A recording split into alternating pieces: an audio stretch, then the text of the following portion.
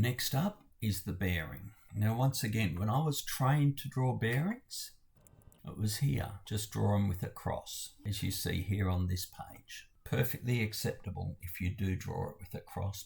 We might draw it out full scale here, like see once again. General section of a bearing, or you can draw it like so. So bearings in the exam are just a rectangle to indicate the outside and across. Let's come here and let's just draw the real one as we see it. I'll draw the half bearing, then I'll just mirror it around. To get a half bearing, I'm just drawn in the center line. I need to offset that by 19. I'll need to offset that by half of 54 is 27. 19 minus 27 is 8.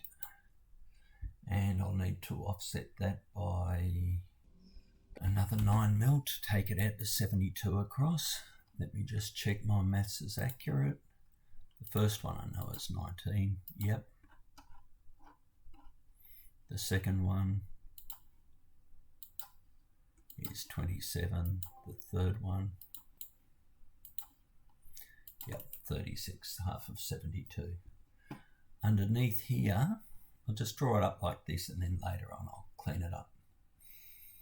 We have a diameter 10 ball going across it, so let's just insert our ball from the ball race. And that's sitting here, and it was a diameter 10 ball, like so.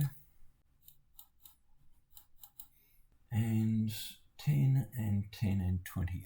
So that means let's just offset that by 4 mil down, by another 10 mil down, 4 mil up, by another 10 mil up, equals 28. So now let's just mirror everything. I'll just delete what we don't need.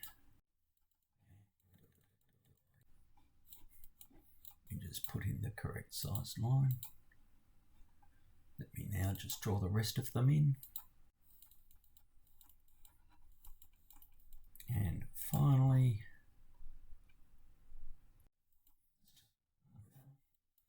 mirror everything. There's our bearing drawn as per the book, except this one here is offset in a mil. Give the bottom race in as 70.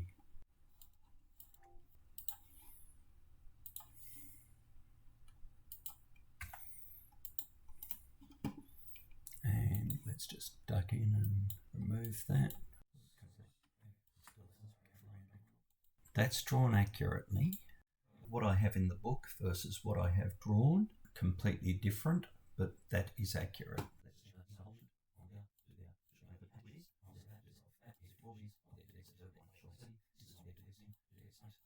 So yep, no, all good. That's an accurate bearing. So let's just copy that and just move it up a bit.